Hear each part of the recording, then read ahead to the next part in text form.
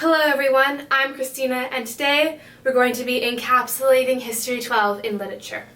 So this year I took History 12 and it's definitely been my most favorite course I've ever taken in high school.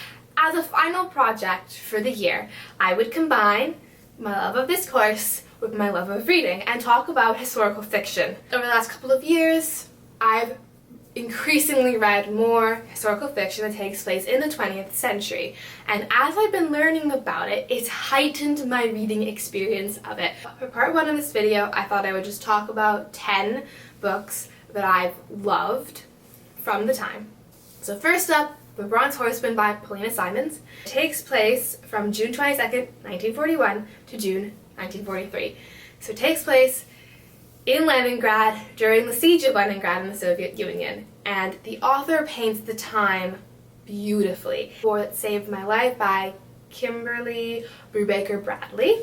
This one takes place during the Phony War, and it's a time that I've not really read about, and people that I've not really read about. Not the average little English girl living in London. You get to see what it was like being a little kid growing up and knowing this war was going on around you, but still trying to live through your childhood. Next is Salsa Sadie by Rudis Petties. This is one historical fiction novel that I feel like should be on required reading lists. It's amazing, and it talks about the sinking of the Wilhelm Gustloff, which is the largest naval sinking in history. It was a German civilian ship that was torpedoed by a Russian ship. It really makes you think differently about this war in terms of how these people viewed Germany as their saviors rather than the people who were after them. Next, Wolf by Wolf by Ryan Grodin. This one is different. It's an alternate history. It takes place in 1956, but Hitler won World War II, and the author early on sets up what happened for Hitler to win, and I found myself challenging the author on what they chose. Next up is a classic World War II novel, The Book Thief by Markus Zusak.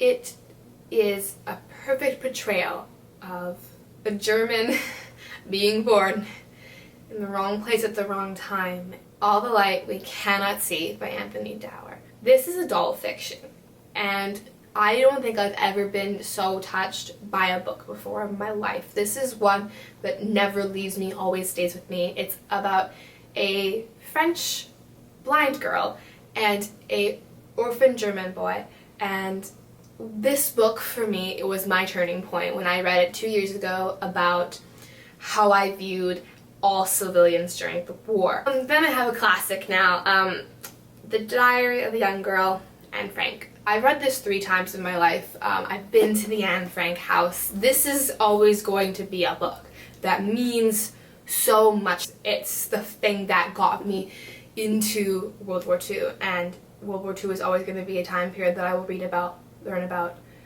think about every day.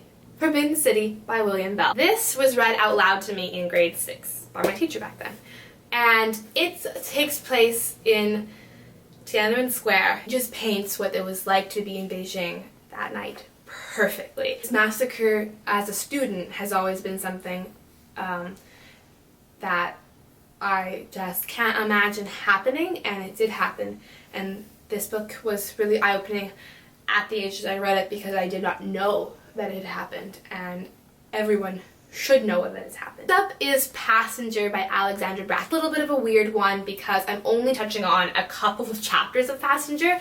Passenger is a time travel novel, but there's a time within the book that they spend during the Blitz in London. It felt so realistic. I felt like you were in there. And then the similar trend, and the final book, is Outlander by Diana Gabaldon. This is probably my favorite historical fiction I've ever read. The main character is from 1945, and she has just finished being a nurse in the war and is going on a second honeymoon with her husband. And you know, when she goes back in time, which is the whole point of the book, to the Scottish Highlands, you see her use her nursing skills that she learned there, and you see her reflecting on that time in her life, and she does paint what it was like to be a nurse on the front lines really well. As you go along in the series, circumstances occur and stuff where you spend more time within the 20th century. You spend time in 1968 to 71-ish, and you're spending time in Boston. It's really, really affected me this year is when I've learned about something in history class and gone back and read a book about it, and how much my experience of it is high. I read The War That Saved My Life because I had just learned about the phony war in class and I was bringing that in.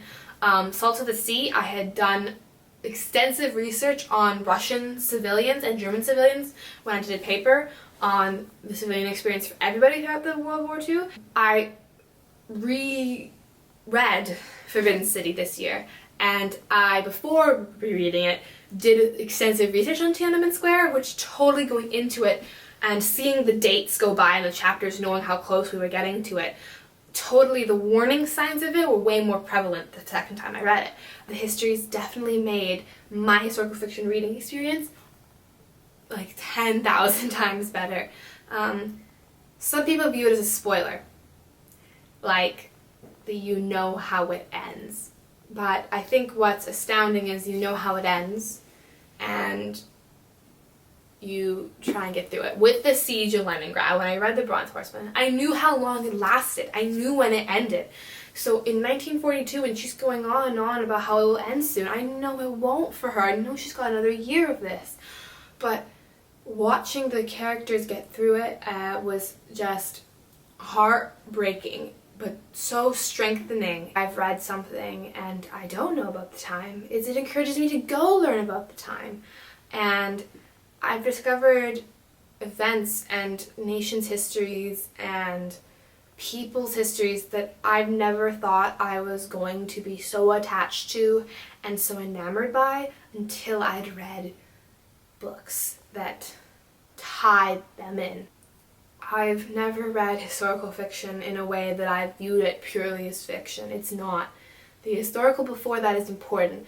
Yes, these characters are fictitious for the most part, but the experiences they go through are all based on primary documents, are all heavily researched by authors that put so much into these books. I can't wait for the years to come when all I do is read more in this century. I'm so grateful for History 12. It's been the best course of my life. I can't imagine enjoying something as much. And I'm gonna miss it next year, but it made my grade 11 amazing. Thank you so much for watching. Bye.